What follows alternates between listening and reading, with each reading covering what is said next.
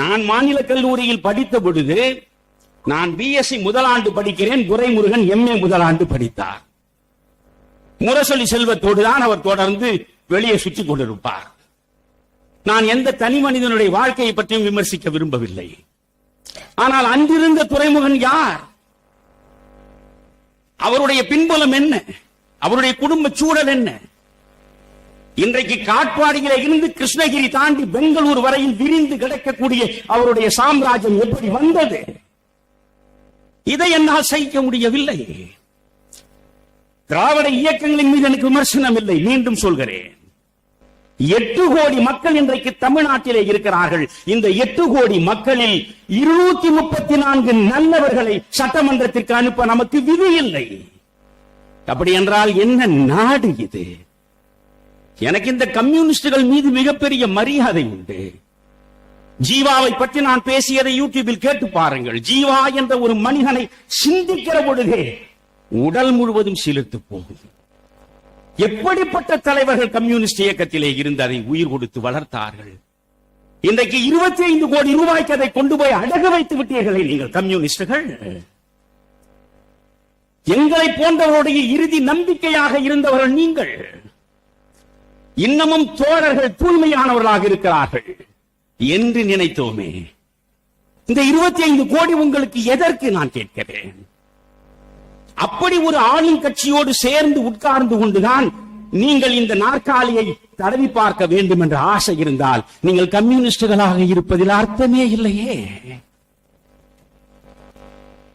நண்பர்களே, நான் கேட்கிறேன், எனக்கு என்ன? எனக்கு பேச தெரியாதா? பேச தெரிந்தால் பெரிய தலைவன் ஆகிவிடலாமே தமிழ்நாட்டில். துரைமுருகனே பெரிய மனிதன் ஆகிவிடும் போது தமிழர் மனிதன் ஆக முடியாதா? 1975 நெருக்கடி நிலையை கொண்டு வந்தது இந்திரா காந்தி தானே. இன்றைக்கு ராகுல் காந்திக்கு எதிராக ஒரு நீதிமன்றம் தீர்ப்பு வழங்கியது என்பதற்காக ஒட்டுமொத்த கட்சிக்காரர்களையும் படை நடத்தி அந்த நீதிமன்றத்தின் முன்னாலே முற்றுகையிட்டு ஒரு நிர்பந்தத்தை ஏற்படுத்துகிறாரே பேரன் ராகுல் காந்தி.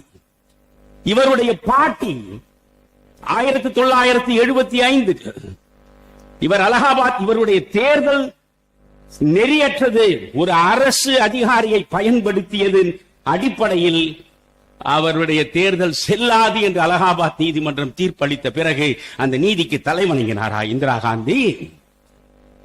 நாடு முழுவதும் இருக்கக்கூடிய தொண்டர்களை திரட்டினார். திரட்டி தன் வலிமையை காட்ட முயன்றார். உச்ச நீதிமன்றத்தையே தன்னுடைய பார்வைக்கு ஏற்ப அவர் திருப்புவதற்கு முயன்றார். அதனுடைய விளைவு என்ன ஆயிற்று? யோசித்து பாருங்கள். நெருக்கடி நிலை வந்தது. இன்று நீங்கள் பேசுகிறீர்களே, இந்த நாட்டில் ஜனநாயகம் என்றால் அதற்கான இலக்கணம் என்ன? 9 ஆண்டு காலம் காராக்கிரகத்தின் கம்பிகளுக்குள்ளே அடைபட்டு கிடந்தாரே காமராஜர் யாருக்கா? பகத்சிங்கிலே இருந்து ஒவ்வொரு புரட்சி வீரனுடைய ஒவ்வொரு போராளியின் வரலாற்றையும் சொல்லத் தொடங்கினால் அது எங்கே போய் முடியும்?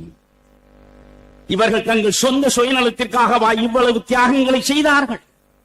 இந்த மண்ணில் இருக்கக்கூடிய மக்கள் அனைவரும் சுதந்திர காற்றை சுனாதமாக சுவாசிக்க வேண்டும். எண்ணுவதை அப்படியே வெளிப்படுத்த வேண்டும். பேச்சுரிமை, எழுத்துரிமை, கருத்துரிமை, கூட்டம் கூடும் உரிமை என்று எல்லா உரிமைகளையும் அரசியலமைப்பு சட்டத்தின் மூலம் கொடுத்தார். அத்தனை உரிமைகளையும் 42வது சட்ட திருத்தத்தின் மூலமாக ஒரு நொடியில் சீரடித்தவர் தான் இந்திரா காந்தி. ஒரு நொடியில். அன்றைக்கு எனக்கு என்ன வயது என்று கேட்கிறேன். என் ரத்தம் முழுவதும் இந்த தேசத்தின் மீது உள்ள உணர்வுதான் ஓடுகிறது. பெருந்தலைவர் காமராஜர் இதை தாங்க முடியாமல் இறந்தார். ஆச்சாரிய கிருபலானி கைது செய்யப்பட்டார் என்ற செய்தி கிடைக்கிற பொழுது, ஜெயபிரகாஷ் நாராயண் காராக்கிரகத்தில் அடைக்கப்பட்டார் என்ற செய்தி கிடைக்கிற பொழுது, மொரார்ஜி தேசாய் தனிமை சிறையில் கொண்டு போய் சேர்க்கப்பட்டார் என்ற செய்தி கிடைக்கிற பொழுது, இந்த தேசத்திற்காக முற்றாக அர்ப்பணித்துக் கொண்ட மகத்தான மனிதர்கள் அத்துணை பேரையும் காராக்கிரகத்தில் கொண்டு போய் யார் எங்கே இருக்கிறார் என்று கூட தெரியாமல் வைத்த இந்த இந்திரா காந்தியினுடைய எதேச்சதிகாரத்தை எதிர்த்து அன்றைக்கு ஸ்தாபன காங்கிரஸில் தனி மனிதனாக ஒரு பெட்டியை எடுத்துக்கொண்டு தமிழ்நாடு முழுவதும் சுற்றினேன். 42வது சட்ட திருத்தம் என்னென்ன விளைவுகளை இந்த மண்ணில் உருவாக்கும் என்பதை விளக்கினேன். ஒரு தமிழன் வீழ்வதற்கே இன்னொரு தமிழன் துணையாக இருந்தான் என்பதுதான் கசந்த வரலாறு. இந்திரா காந்தியோடு ஒரு தமிழர் சேர்ந்து கைகோர்த்து நின்று ஒரு தமிழனை அழித்தார். நான் தெளிவாக சொல்கிறேன், சங்ககாலம் தொட்டு இன்று வரையில் ஒட்டுமொத்த இந்திய சமூகத்தையும் தன் விழிகள் அசைகிற பக்கத்தில் அசைத்து காட்டிய ஒரு மனிதன், ஒரு தமிழன், ஒரு தலைவன் உண்டென்றால் அது காமராஜரை தவிர இன்னொருவன் இன்று வரை கிடையாது. இன்று வரை கிடையாது. நான் வசைக்காமலே நாடமைக்கின்றவன் என்று கண்ணதாசன் பாட்டினார். பேசவில்லை என்று கண்ணன் சொன்னார். நான் வசைக்காமலே நாடமைத்தவன் காமராஜ். அந்த காமராஜரை தோற்கடித்த நன்றி கெட்ட சமுதாயம் இது. நன்றிக்கும் நமக்கும் சம்பந்தமே இல்லை. இது புலிகளை மதிக்காத புழுக்களின் தேசம் என்று பாரதியாரை பற்றி புத்தகம் எழுதிய வைரமுத்து ஒரு இடத்தில் எழுதியிருப்பார். எப்பொழுதாவது சில நல்ல செய்திகளை வைரமுத்து சொல்லி இருப்பார். பொதுவாக வைரமுத்து மீது எனக்கு பெரிய மரியாதை மதிப்பீடெல்லாம் அறவே கிடையாது. கண்ணதாசன் என்றால் கவிஞன், வைரமுத்து போன்றவர்கள் எழுத்து வியாபாரிகள். இதை சொல்வதில் எனக்கொன்றும் தடை இல்லை. என் வாழ்காலம் முழுவதும் ஒரு ரோஜாவை ரோஜா என்று சொல்லுவேன், ஒரு மண்வெட்டியை மண்வெட்டி என்று நான் சொல்லுவேன். எதன் பொருட்டும் எவர் பொருட்டும் யாரிடத்தும் யாசகத்திற்கு கை நீட்டும் வழக்கமும் எனக்கு இல்லை. யாரிடத்தும் கூணி குறுகி நிற்கக்கூடிய அடிமைக்குரிய மரியாதை பண்புகள் மனிதனிடம் ஒருபோதும் கிடையாது. இதுதான் என் வாழ்க்கை. நான் சென்று சேர்ந்த இடம் காமராஜரிடம். காமராஜரிடம் சென்று சேர்ந்தேன். மாணவர் அணியில் இருந்தேன், மாணவர் காங்கிரஸில் இருந்தேன். பிறகு இளைஞர் காங்கிரசுக்கு வந்தேன். 1969 தமிழ்நாட்டிலே காங்கிரஸ் இரண்டாக உடைந்தது. இந்திரா காந்தியினுடைய சுயநலத்தினால். பெங்களூரில் கூடிய செயற்குழு, அந்த செயற்குழு ஒட்டுமொத்தமாக சேர்ந்து ஒரு முடிவெடுக்கிறது, அடுத்து குடியரசுத் தலைவராக சஞ்சீவ ரெட்டியை கொண்டு வர வேண்டும் என்று. அதை ஒப்புக்கொண்டு கையெழுத்து போட்டுவிட்டு வெளியே வந்த இந்திரா காந்தி அதே சஞ்சீவ ரெட்டியை தோற்கடிக்க வேண்டும் என்பதற்காக அன்றைக்கு குடியரசு துணைத் தலைவராக இருந்த வி.வி. கிரியை வரவழைத்து, உங்களை நான் குடியரசுத் தலைவர் ஆக்குகிறேன் என்று சொல்லி மனசாட்சிப்படி வாக்களிக்க வேண்டும் என்று காங்கிரஸ் நாடாளுமன்ற உறுப்பினர்களை தூண்டி, சட்டமன்ற உறுப்பினர்களை தூண்டி, கட்சியினுடைய ஒழுங்கை கட்டுப்பாட்டை சீரழித்து சிதைத்தவர் இந்திரா காந்தி. அப்படி சீரழித்து சிதைத்ததனாலேதான் கட்சியை நேசித்த காமராஜர், காந்தியத்தின் வழியில் சுவடு மாறாமல் தடம் பதித்த காமராஜரால் ஏற்க முடியவில்லை.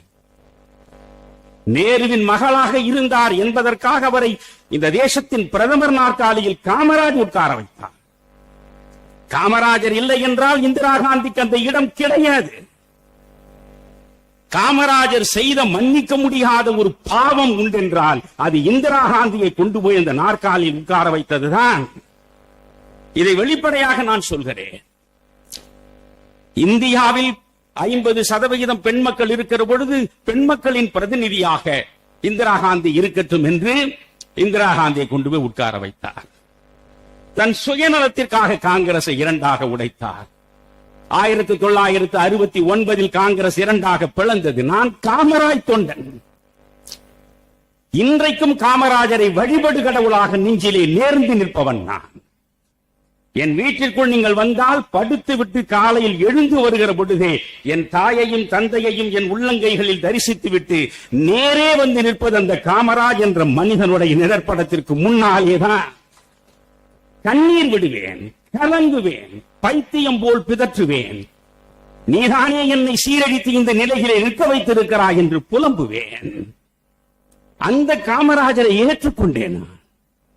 69 காங்கிரஸ் இரண்டாக பிளக்கிற பொழுது 21 வயது கூட ஆகவில்லை எனக்கு. ஆனால் காமராஜர் பக்கத்திலே நின்றேன். காமராஜருடைய கட்சி ஸ்தாபன காங்கிரஸ் ஆனது. நான் காங்கிரஸ் ஸ்தாபன காங்கிரஸ் காரனானேன். இது என் பிழையா? என் வாழ்கால சமுதாயத்தை விழிதிறந்து பார்க்கிற பொழுது எனக்கு மகிழ்ச்சி இல்லை. எப்படிப்பட்ட தமிழ் மண் எந்த அளவுக்கு சீரழிந்து சிதைந்து நிற்கிறது என்பதை நினைக்கிற பொழுதே நான் நெஞ்சம் ரணப்படுகிறேன். நின்ற இடத்திலேயே நிற்பவன் தமிழருவி மணியன். 1966 மாநில கல்லூரியில் அடியெடுத்து வைத்தேன். அப்பொழுதுதான் முதலாக காந்தியடிகளின் சத்திய சோதனையை கையில் எடுத்தேன். சத்திய சோதனையை படித்தேன். அந்த சத்திய சோதனை ஒரு வரியை எனக்கு கொண்டு வந்து சேர்த்தது. உடைமை அற்றவன் உள்ளத்தில் இருந்துதான் உண்மையான அன்பு பிறக்கும் என்று காந்தி சொன்னார். அதை வேத வரியாக ஏற்றுக்கொண்டேன். இன்று வரை ஒரு சதுர அடி சொத்து கூட சொந்தமாக இல்லாமல் உடைமையற்றவனாக நான் வாழ்வதற்கு ஒரே காரணம் காந்தியம் எனக்கு கொடுத்த அந்த சித்தாந்த வலிமைதான். காமராஜரை நான் நேசித்ததற்கு காரணம் காந்தியை படித்தேன். அந்த காந்தியத்தின் சாயலோடு காமராஜ் என்கிற மனிதனை எலும்பும் நரம்பும் சதையுமாக என் விழிகளாலே தரிசனம் செய்தேன்.